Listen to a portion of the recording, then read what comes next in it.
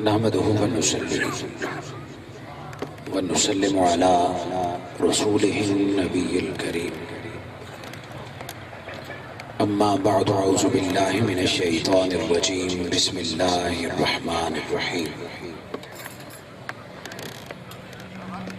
إنه كان في أهله مسرورا صدق الله مولانا العظيم مولاي صل وسلم دائما ابدا على حبيبك خير خلق كلهم اللهم صل على سيدنا محمد وعلى آله وأصحابه وبناته وعشاقه أجمعين. سب بار شکر اس پیدا کرنے والی ذات کا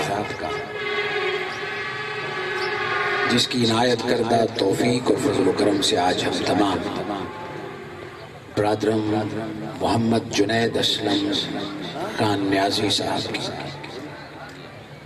شادی خانہ آبادی کے موقع پر دور و نزدیک سے آ کے اس خوشی کے موقع پر شریک ہو رہے ہیں. اللہ جل مجدہ آج کی خوشیوں کو دوام عطا فرمائے. برادرم جنید صاحب کو اور آپ کے پورے گھرانے کو خالق کائنات آئے روز نت نئی خوشیوں سے نوازے. اس گھرانے کو، اس خاندان کو اللہ رب العزت نظر بد سے، شیطان کے شر سے، انسان کے شر سے ہمیشہ محفوظ رکھے. اور آج جس نئی زندگی کا آغاز ہو رہا ہے، قدم بقدم اللہ رب العزت اس پر آپ کو، آپ کے اہل خانہ کو بے پناہ خوشیاں عطا فرمائے. اور خصوصاً بالخصوص مرحوم اسلم خان نیازی صاحب جنہوں نے ایک شاندار خوشیوں بھری زندگی گزاری اور آج وہ ظاہری طور پر موجود نہیں ہیں. امید ہے، یقین ہے اس رحمان رب سے کہ جس نے اولاد کو خوشیاں عطا فرمائی، آج ضرور قبر میں بھی ان پر خوشیوں کا سامان ہو. محترم جناب جنید نیازی صاحب کے ساتھ ایک تعلق دوستی کا، محبت کا، پھر منہاج القرآن کی رفاقت کا ایک انمٹ تعلق ہے، جس کی وجہ سے میں ان کے ساتھ بیٹھا ہوں. اور یہ بات بتانے میں کوئی جھجک یا شرم نہیں ہے کہ انہوں نے اپنی شادی کے لیے مجھے یورپ سے بلایا ہے کہ آپ نے شرکت کرنی ہے. اگلی بات بھی بتا دوں کہ کیا اثرات ہوتے ہیں ایک نمازی بندے کے لفظوں میں. کوئی آنے کے چند % چانسز بھی ظاہری طور پر نہ تھے. اسباب اور کام اور بھی ہوں گے، مگر 3 دن پہلے میں نے ان کو کہا میں نہیں آ سکتا، 4-5 ماہ کے بعد آؤں گا. وہاں دن تھا، یہاں رات تھی. انہوں نے کہا میں نے وضو کیا ہے، میں نے ابھی تہجد پڑھنی ہے، میں نے دعا مانگ لینی ہے. وہ یقین کے لفظ تھے، وہی دن گزرنا تھا. ان کو بھی نہیں پتا تھا 48 گھنٹے بعد میں پاکستان میں موجود ہوں. خوشی سے آیا، کوئی پرابلم مجبوری نہیں. مگر جب اللہ رب العزت سنتا ہے اپنے بندے کی تو بعض اوقات لبوں سے نکلنے والے لفظ رب قبول فرما لیتا ہے. اور پھر برادرم محمد اجمل خان نیازی صاحب میرے سکول فیلو ہیں. ایک ہی بینچ پر پڑھنا، ایک ہی گراؤنڈ میں کھیلنا، ایک ہی ٹیم میں کھیلنا، یہ بچپن کی یادیں تھیں جو آج تک قائم ہیں. اور منہاج القرآن کی صورت میں یہ تعلق اور بھی مضبوط ہو گئے. اس خوشی کے موقع پر میں پورے خاندان کو، خاندان کے ہر فرد کو بے پناہ مبارکباد دیتا ہوں. اور مجھے خوشی کہ میں اپنے اس بھائیوں کے خوشی میں شریک ہو رہا ہوں. اور آخری دن ہے پاکستان میں، کل پھر میں چلا جاؤں گا. یقیناً یہ قدرت کا کچھ انعام تھا کہ آپ کے ساتھ اور آپ کی خوشیوں میں اللہ نے مجھے شرکت کا موقع عطا فرمایا. اس موقع پر میں نے جو آیا آپ کے سامنے تلاوت کی، چند منٹوں کے لیے اس پر آپ کی توجہ چاہوں گا. اس میں 2 لفظ ہیں، ایک مسرور اور ایک اہل خانہ. یہ آیت ہے جس کا ترجمہ ہے کہ ایک بندے کو روتا ہوا دیکھ کر، مغموم دیکھ کر فرشتے کہیں گے یہ تو دنیا میں بڑا خوش ہوا کرتا تھا۔ کون؟ یہ تو دنیا میں اپنے اہل خانہ میں بڑا مسرور ہوا کرتا تھا۔ اس کا پس منظر کیا ہے، بیک گراؤنڈ کیا ہے؟ کہ میدان حشر بفا ہو، حساب کتاب ہوگا، ایک شخص حساب کتاب دے کے پلڑے اور ترازو سے جب واپس پلٹے گا، چہرے پر غم ہوگا، آنکھوں میں آنسو ہوں گے، چہرہ سر جھکا ہوا ہوگا، سراپا ماتم بنا ہوا ہوگا، غموں میں ڈوبے چہرے کو دیکھ کر فرشتے ایک دوسرے کو کہیں گے کانا مسرورا، ہم اسے دیکھا کرتے تھے کہ اپنے گھر والوں میں یہ بڑا خوش زندگی گزارتا۔ آج کیا ہوا؟ گویا خوشی اور اہل خانہ کا آپس میں بڑا گہرا تعلق ہے، اور یہ بات دنیا کی۔ اب آئیے دیکھیں کہ وہ وجہ کیا ہے۔ دنیا میں سب سے بڑی نعمت اللہ کی، کسی سے پوچھیں تو کیا ہے؟ جس کی آنکھیں نہیں وہ کہے گا آنکھیں، جس کے کان نہیں وہ کہے گا چھوڑو بندہ سن نہیں سکتا تو اور زندگی کا کیا کرنا، جس کی ٹانگیں نہیں ہیں، سب کچھ اس کے پاس ہو، دولت دھن جو کچھ اس کے پاس ہو، چلنا نہ ہو، وہ کہے گا کیا کروں میں جائیداد۔ سو جو نعمت بندے کے پاس نہ ہو وہی بڑی لگتی ہے، اور جس کے پاس سب کچھ ہو، ہماری طرح اللہ نے ظاہری صحت، جسم پورا، دولت اور جائیداد دی ہو، شکر وہ بھی ادا نہیں کرتا الا ماشاءاللہ۔ اور روتا وہ ہے جس کے پاس کوئی نہ کوئی کمی ہو، وہ شکوے بھی کرتا ہے اور روتا ہے، اور جس کے پاس ساری نعمتیں ہو وہ خود تو خوش ہوتا ہے مگر خوشی دینے والے رب کو بھول جاتا ہے۔ وہ جو قیامت میں شخص رو رہا تھا وجہ یہ تھی کہ زندگی میں اللہ نے جائیداد دی، عزت دی، دولت دی، پھر اولاد دی، پھر بیٹے دیے، بھرپور زندگی دی، زندگی اس نے اپنی مزے سے گزار دی، عیش و عشرت میں گزار دی، جائیداد کے بل بوتے پر، دولت کے بل بوتے پر، اولاد اور خاندان کے بل بوتے پر زندگی وہ بڑی مسرور گزار بیٹھا۔ نہ قبر کی فکر تھی، نہ رب کے حضور حاضر ہونے کی فکر تھی۔ وہ خالق جس نے بے پناہ خوشیوں سے نوازا تھا، آج جب حساب کتاب ہوا تو زندگی نعمتوں سے بھری تھی، زندگی خوشیوں سے بھری تھی، پلڑے میں نیکیاں نہ نکلی، سجدے پورے نہ ہوئے، گناہ زیادہ ہوئے۔ اب وہ جب پلٹے گا پچھلی زندگی کو یاد کرے گا کہ میری زندگی مسکراتے گزری، دولت سے کھیلتے ہوئے گزری، خاندان کے بل بوتے پر حکومت کرتے ہوئے گزری۔ افسوس آج نہ دولت ہے، نہ بھائی ہیں، نہ رشتہ دار ہے، کچھ بھی نہیں ہے، میں تنہا ہوں، میرے اعمال ہے۔ وہ روئے گا، آنسو بہائے گا، فرشتے کہیں گے بڑا خوش ہوا کرتا تھا کہ کاش وہاں رو لیتا تو آج بھی مسکرا کے جایا کرتا تھا، آج خوشیاں ہوتی۔ سو خوشی وہ ہے جو اس جہاں میں بھی ہو اور اس جہاں میں بھی ہو۔ آپ کی اتنی توجہ دیکھ کر اب میں آپ کو خوشی کا مفہوم سمجھاؤں گا کہ دنیا میں سب سے بڑی نعمت وہ مسرور ہونا ہے، خوش ہونا ہے۔ اگر ایک جھگی میں رہنے والا اور مانگ کے کھانے والا مسکرا کے سوتا ہے اور مسکرا کے اٹھتا ہے تو اس سے کوئی امیر نہیں۔ ہمارے نزدیک خوشیوں کی اپنی تقسیم ہے، ہم اندھا دھن دولت کے پیچھے بھاگتے ہیں کہ دولت مل جائے دنیا کی ساری خوشیاں میں خرید لوں گا۔ جا پوری دنیا میں دولت مندوں کی لسٹ نکال لے، وہ کتنی خوشی کی زندگی گزار رہے ہیں، اکاؤنٹ بھرے ہوئے ہوں گے، محلات بنے ہوئے ہوں گے، مگر خوشی سے محروم ہوں گے۔ فقط اچھے کپڑے پہن لینا یا لبوں پر مسکرا لانا اس کو خوشی نہیں کہتے، خوشی ایک دولت کا نام ہے جو پیسوں سے نہیں خریدی جا سکتی، جو ڈالر سے نہیں خریدی جا سکتی، وگرنہ کوئی امیر شخص پریشان نہ ہوتا، کوئی دولت مند جائیداد والا مغموم نہ ہوتا۔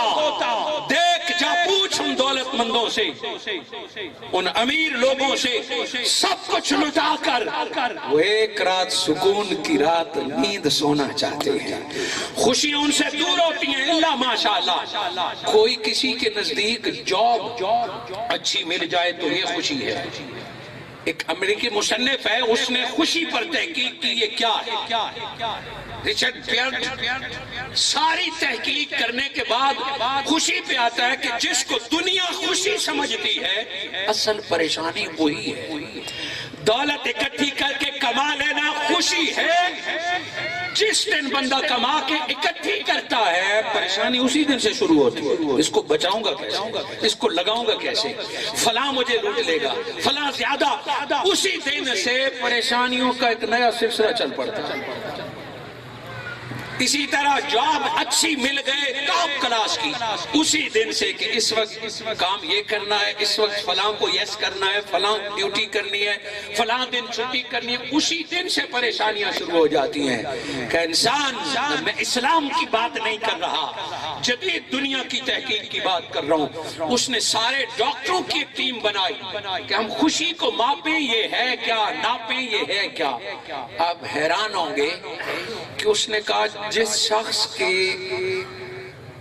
دولت مل جائے اور بے پناہ اس کی مرضی کے مطابق مل جائے، پتہ ہے وہ کتنا خوش ہوتا ہے؟ only 0.2، یعنی اگر بندہ 100% خوش ہے، اس کو اپنی مرضی کی دولت مل جائے، اس کی زندگی پر خوشی 0.2 نصیب ہوتی ہے، اس سے زیادہ نہیں۔ ایک لسٹ ہے جو مجھے یاد ہے کہ سب سے زیادہ خوشی کب ہوتی ہے۔ وہ ڈاکٹروں کی ٹیم لکھتی ہے کہ سب سے زیادہ خوشی انسان کو تب ملتی ہے اس زندگی میں اپنے ایفرٹ سے، جب زندگی گزارنے کے لیے اسے ایک اچھا ساتھی مل جائے، ایک اچھا دوست مل جائے، ایک اچھا ساتھی مل جائے۔ انہوں نے مینشن کیا شریک حیات مل جائے، 100% کوئی ایک اپنا مل جائے تو اس کی زندگی میں بہار آ جاتی ہے، اس کی زندگی میں خوشی آ جاتی ہے۔ بتاؤ تو صحیح پھر کتنے پوائنٹ خوشی بڑھتی ہے کہ اپنا من چاہا شریک زندگی مل جائے تو اسے میڈیکلی 0.6 یعنی 0.6 خوشی ملتی ہے، اور اتنی خوشی مل جائے تو ہر طرف بہار ہی بہار آ جاتی ہے اس کی زندگی میں، ہر طرف خوشی خوشی مل جاتی ہے۔ اگر اس میں بھی 0.6 ہے تو 0.94 خوشیاں اور کہاں ہے کہ ابھی تک ہماری ٹیم یہ نہیں پہنچ سکی کہ یہ دل 100% خوش کب ہوتا ہے، انسانی جسم 100% خوش کہاں ہوتا ہے، کہاں ذہن، مغز، روح سب کچھ اکٹھا کب خوش ہوتا ہے؟ جہاں سائنس خاموش ہو جاتی ہے، جہاں تحقیق کی قلم رک جاتے ہیں، وہاں پھر قرآن بولتا ہے الا بذکر اللہ تطمئن القلوب۔ تمہیں 100% خوشی اس دن مل جائے گی جس دن تو رب کا بن جائے، تو اللہ کے ذکر میں مصروف ہو جائے گا، اس دن تجھے زندگی کی ساری خوشیاں نصیب ہو جائیں گی۔ سو حاضرین مکرم، لوگ دولت کماتے ہیں رب کو راضی کرنے کے لیے نہیں، لوگ شادیاں کرتے ہیں رب کو راضی کرنے کے لیے نہیں، اسی لیے خوشی نہیں ملتی۔ اور جب بندہ مزدوری کرنے نکلے، نیت یہ ہو کہ حلال کما کے اولاد کو کھلاؤں گا، اس مزدور کی خوشی پوچھ جو سارا دن مزدوری کر کے شام اولاد کی خوشی پوری کرتا ہے، سکون کی نیند آتی ہے۔ ایک حلال ہے، ایک اولاد کی خوشیاں پوری ہو گئی ہیں۔ اسی طرح یہ زندگی ایک مسلمان اگر حضور صلی اللہ علیہ وآلہ وسلم کے کہنے پر رب کی رضا کے لیے گزارے، یہ شادی بھی اسی ذکر کا نام ہے، فقط اللہ اللہ اللہ کی ضربے لگانے کا نام ذکر نہیں ہے، فقط فقط 5 وقت مسجد میں چلے جانے کا نام ذکر نہیں ہے، یہ ذکر کا ایک لیمیٹڈ مفہوم ہے۔ اثر اللہ کے ذکر کا معنی یہ ہے کہ صبح سے لے کے رات تک، رات سے لے کے صبح تک تو جو بھی عمل کر، تیرے ہر عمل کا مقصد رب کی رضا ہو، پھر دوستوں کو چائے بھی پلائے گا تو اس سے بھی تیرا دل باغ باغ ہو جائے گا۔ آدم علیہ السلام کو جب اللہ نے پیدا کیا تو تنہا تھے، اور آدم علیہ السلام سو کے اٹھے تو آپ کے ساتھ اماں ہوا تھی، سر تا پا دیکھا، یہ کون ہے؟ اللہ۔ فرمایا ہوا ہے۔ اس کو کیوں پیدا کیا؟ ایک ہی جملہ رب نے فرمایا کہ آدم تو تنہا تھا اور تنہا زندگی نہیں گزاری جا سکتی۔ زندگی میں پوری دنیا میں سب سے بڑی بیماری کینسر نہیں، سب سے زیادہ بیماری ٹبی، ہیپاٹائٹس، یرکان، کینسر، ایڈز یہ نہیں ہے۔ اس کے مریض گنے ہوئے ہیں، اس کا علاج دریافت ہو چکا ہے۔ زندگی موت اللہ کے ہاتھ میں ہے، مگر یہ مہلک بیماریاں نہیں۔ آپ حیران ہوں گے کہ دنیا کا سب سے بڑا مرض سٹریس ہے، ڈپریشن ہے، ٹینشن ہے، کہ انسان میں اکثر لوگ اس ڈپریشن میں ہیں، سٹریس میں ہیں، ٹینشن میں ہیں۔ سب کچھ ہونے کے باوجود ان کو سکون ذہنی نہیں ہے، اولاد ہونے کے باوجود اولاد سے اختلاف، بیوی سے اختلاف، بھائیوں سے اختلاف، کولیگ سے اختلاف، اپنے بیٹھنے والوں سے اختلاف، ایک دوسرے کو کافر کہنے کی ضد، ایک دوسرے کو منافق کہنے کی ضد، ایک دوسرے کو ملک دشمن کہنے کی ضد، ایک دوسرے کو دہشت گرد۔ انسان سے لڑ رہا ہے، اور اس کی تحقیق کی وجہ کیا ہے؟ ان ساری چھوٹی چھوٹی باتوں پر خاندانوں کا ٹوٹ جانا، بھائیوں کے رشتے ختم ہو جانا، والدین سے تعلق ٹوٹ جانا، کاروباری بھائی سے ختم ہو جانا۔ جب اس کی تحقیق کی تو اس کے پیچھے ٹینشن ہے، سٹریس ہے۔ جو بندہ ڈپریشن اور سٹریس اور ٹینشن میں نہ ہو وہ معاف کرنے والا ہوتا ہے، وہ سینے سے لگانے والا ہوتا ہے۔ اچھا کوئی بات نہیں، 9 اچھی باتیں ہیں، ایک بری ہے، اور جو خود ڈپریشن کا شکار ہو، خود ٹینشن میں ہو، وہ مکھی نوا بن جاتا ہے، وہ غلطیاں ڈھونڈتا ہے، وہ عیب ڈھونڈتا ہے۔ آج اگر سوسائٹی میں خوشیاں نہیں ہیں، آپس میں محبت اور تعلق نہیں ہے، ہمارے اندر ایک سٹریس ہے، ایک ڈپریشن ہے، ہم ٹینشن کا شکار ہیں۔ مزے کی بات یہ ہے کہ کینسر کا مرض علاج ایجاد ہو چکا، انجیکشن اور دوائیں ہیں، یرکان ٹبی ایڈز کا علاج دریافت ہو چکا، مگر آج تک ڈاکٹر اور سائنسدان سر جوڑے بیٹھے ہیں کہ سٹریس کی کوئی گولی ایجاد نہیں ہوئی، ڈپریشن اور ٹینشن کا کوئی ٹیکہ ایجاد نہیں ہوا۔ یہ جو لگتے ہیں یہ انسان کے ساتھ دھوکہ ہے، یہ نشے ہیں، اس کا علاج نہیں ملا۔ مولا تو نے جتنی بیماریاں پیدا کی ہیں ان کا علاج بھی، اس بیماری کا علاج کیا ہے؟ فرمایا قل ان کنتم تحبون اللہ فاتبعونی یحببکم اللہ۔ میرے مصطفیٰ کا غلام بن جا، ہوگا کالے رنگ کا بلال، نوکر حبشی خاندان کا، مصطفیٰ کا غلام بن جائے گا تو رب تجھے اعلیٰ مقام اور خوشیاں عطا فرما دے گا، تیرے لبوں پر مسکراہٹ ہو جائے گی، مرلہ نہیں ہوگا مگر بلال دنیا کا بادشاہ بن جائے گا، رنگ نہیں ہوگا مگر بلال علی اور عمر کا بھی سردار بن جائے گا، سیدنا بن جائے گا۔ نہ ڈھونڈ خوشی اور کہیں سے، علاج اور کہیں نہ ڈھونڈ، بس مصطفیٰ کے رستے میں آ جا، سب کچھ برا ہٹ جائے گا، خوشیوں کا آغاز ہو جائے گا۔ الا بذکر اللہ تطمئن القلوب، اس دل کا اطمینان فقط اللہ کے ذکر میں ہے۔ بس اسی پر بات ختم کرتا ہوں۔ شادیاں ہم کرتے ہیں خوشیوں کے لیے، بیٹے بیٹیوں کی شادی ہم کرتے ہیں فریضہ نبھانے کے لیے۔ پوچھو کیا ہے؟ میرے ذمہ فرض ہے، ابھی بیٹے کی شادی باقی ہے، میرے ذمہ فرض ہے، ابھی بیٹی کی شادی ہے۔ اس فرض کو نبھاتے ہوئے حرام کا ارتکاب کیا جاتا ہے، نام فرض کا، اور این شادی کے موقع پر شراب آ گئی۔ کیوں؟ این نکاح کے موقع پر ناچنے والی برہنہ آ گئی. کیوں؟ کیا اسی کا نام خوشی ہے؟ یہ وہ ٹینشن ہے جو ہمارے ذہن میں ہے، یہ وہ کمائیگی ہے، احساس کمتری ہے. ہم نے سمجھا کہ شاید ترکنے والے جسم کا نام خوشی ہے. ہم نے سمجھا کہ میری بیٹھک پر شراب کی محفلیں سجے گی تو لوگ اچھا کہے گا. یہ شیطان کا خیال ہے. اپنے آپ کو غیرت مند کہنے والا تیری بیٹھک پر دوسری کی بیٹی ناچ رہی ہے، تجھے کون غیرت مند کہے گا؟ بے شک تو نے پیسے دیے ہیں.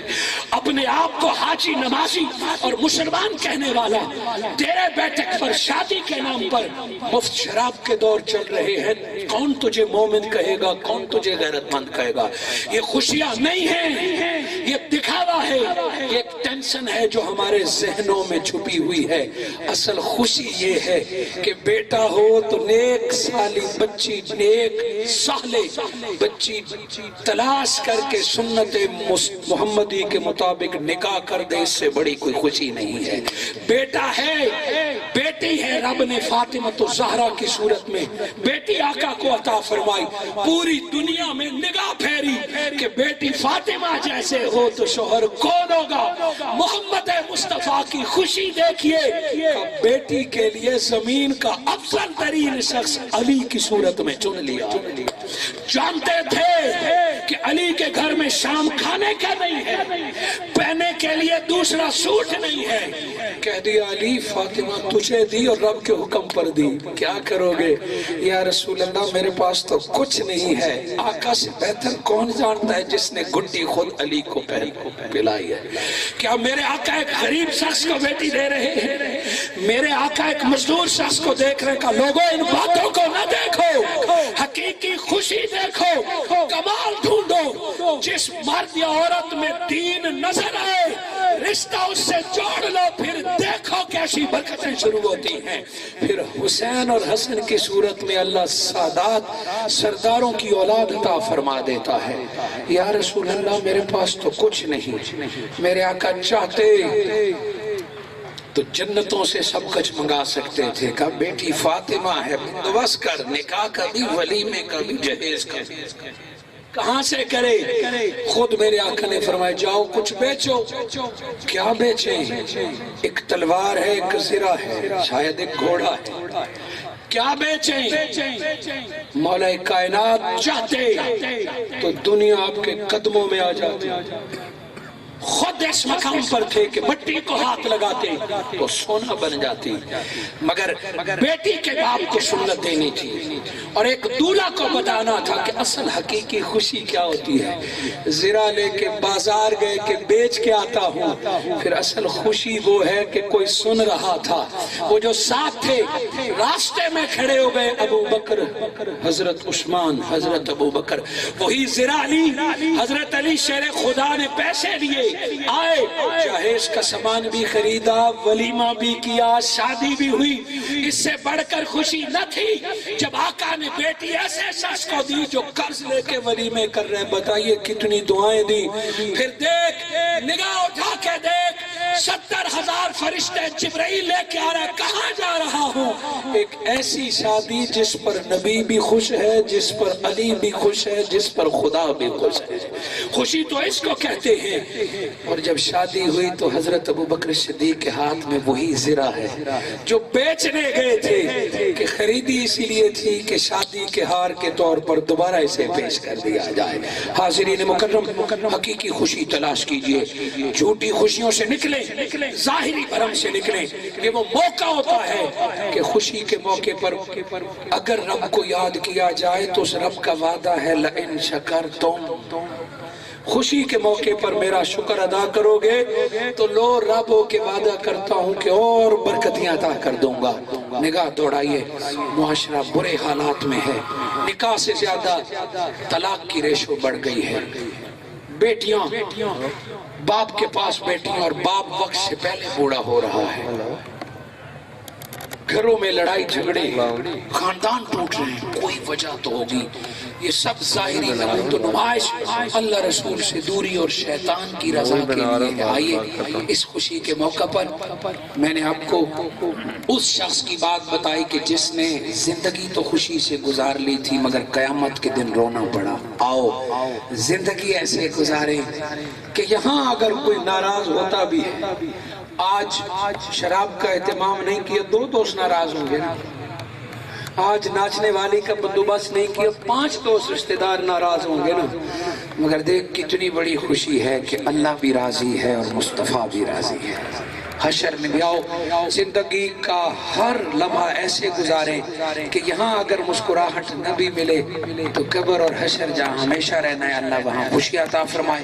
بارے دیگر تمام شرکاء کو اپنی طرف سے محترم جناب جنید اسلم خان نیازی صاحب اور آپ کے پورے گھرانے کو میں اپنی طرف سے، منہاج القرآن ٹرک کی طرف سے، منہاج القرآن انٹرنیشنل کی طرف سے مبارکباد بھی پیش کرتا ہوں اور دعا گو ہوں کہ جتنی دیر آپ نے مجھے برداشت کیا اور یہ کلمات سنے اس خوشی کے موقع پر، اللہ ہر لفظ کے بدلے آپ کو ہمیشہ خوشیاں عطا فرمائے۔ جزاک اللہ۔